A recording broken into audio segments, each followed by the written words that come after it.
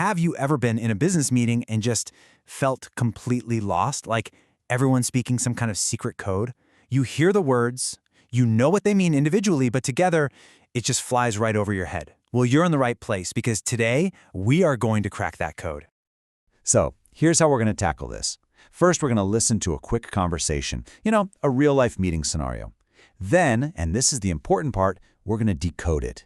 We'll pull out those tricky phrases and really break them down. And by the end, you're going to have a whole new set of power phrases you can start using right away. Sound good?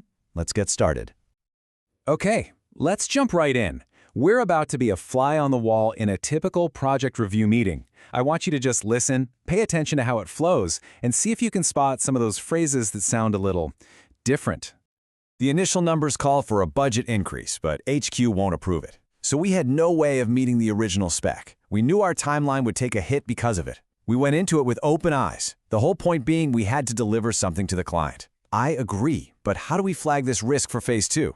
Let's have somebody spit out a variance report so we can get the numbers tied out by Friday. Exactly. The crux of the issue is that resource gap. So, did you catch all that?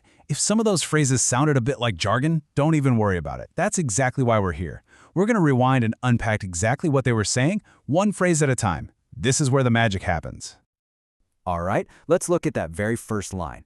The initial numbers call for a budget increase. What does that even mean, call for? It basically just means require or demand. It's a way of saying that the data itself is pointing to a necessary action. It adds a little bit of authority, It's not just my opinion, the numbers demand it. Okay, let's get this one into your vocabulary. Repeat the full sentence with me 3 times. Ready? The initial numbers call for a budget increase, but HQ won't approve it. Again, the initial numbers call for a budget increase, but HQ won't approve it. One last time. The initial numbers call for a budget increase, but HQ won't approve it. Perfect. Okay, next up. The response to the budget issue was, so we had no way of meeting the original spec. This one's pretty direct. When you say you had no way to do something, you're saying it was absolutely impossible. There were 0 options available. It's a really strong way to communicate that you hit a dead end. Let's practice. 3 times. So we had no way of meeting the original spec. So we had no way of meeting the original spec. Last one. So we had no way of meeting the original spec. Awesome. And because it was impossible, something had to give. The speaker says, we knew our timeline would take a hit because of it. To take a hit, this is an idiom you'll hear all the time. It just means something was negatively affected or damaged.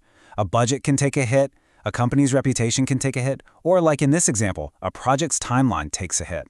It's a fantastic, natural-sounding way to talk about setbacks. Let's try it. Repeat after me. We knew our timeline would take a hit because of it. Again, we knew our timeline would take a hit because of it. One more. We knew our timeline would take a hit because of it. You got it. So, was this a surprise? Nope. The next speaker makes that clear. We went into it with open eyes.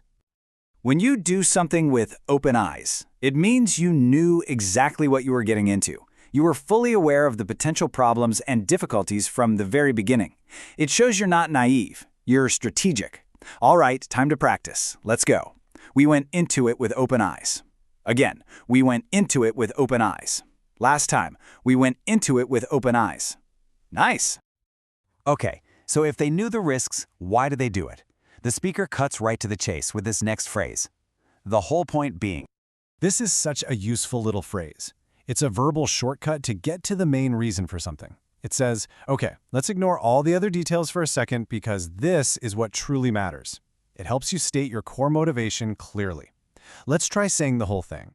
The whole point being we had to deliver something to the client. Again, the whole point being we had to deliver something to the client. One more time. The whole point being we had to deliver something to the client. Excellent. Now the conversation pivots. It's not about the past anymore, it's about the future. And the question is, how do we flag this risk? In a business context, to flag something means to mark it as important or to draw attention to it. So when they ask, how do we flag this, they're really asking, how do we make sure nobody forgets about this problem for the next phase? It's all about proactive communication. Let's get this one down. How do we flag this risk for phase 2? Say it again. How do we flag this risk for phase 2? Last time. How do we flag this risk for phase 2? Great. So what's the solution? We hear a 2-for-1 here. First, let's have somebody spit out a variance report. Spit out sounds a little funny, right? But it's super common. It just means to generate something, usually data or a report, really quickly and automatically. It almost always refers to something coming from a computer or a system. It's informal, but you'll hear it a lot. Okay, let's practice the first part of that sentence. Let's have somebody spit out a variance report. Again, let's have somebody spit out a variance report. One more. Let's have somebody spit out a variance report. Perfect. And why do they need that report? To get the numbers tied out. This is the second power phrase in that sentence. This one comes straight from the world of accounting and finance, but it's used more broadly now. When numbers are tied out, it means they've been checked, double-checked, and perfectly reconciled. Everything adds up. It's the final word on accuracy. Let's practice the full sentence now, putting both phrases together. Let's have somebody spit out a variance report so we can get the numbers tied out by Friday.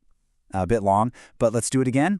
Let's have somebody spit out a variance report so we can get the numbers tied out by Friday. One last time, you got this. Let's have somebody spit out a variance report so we can get the numbers tied out by Friday. Fantastic. Finally, the conversation wraps up by identifying the absolute heart of the problem, the crux of the issue. The crux. What a great word. It means the most critical, central point of a problem. It's not just a problem. It's the problem that everything else revolves around. If you can solve the crux, you solve the whole thing. Using this word really shows you understand the situation deeply. Let's say it together. The crux of the issue is that resource gap.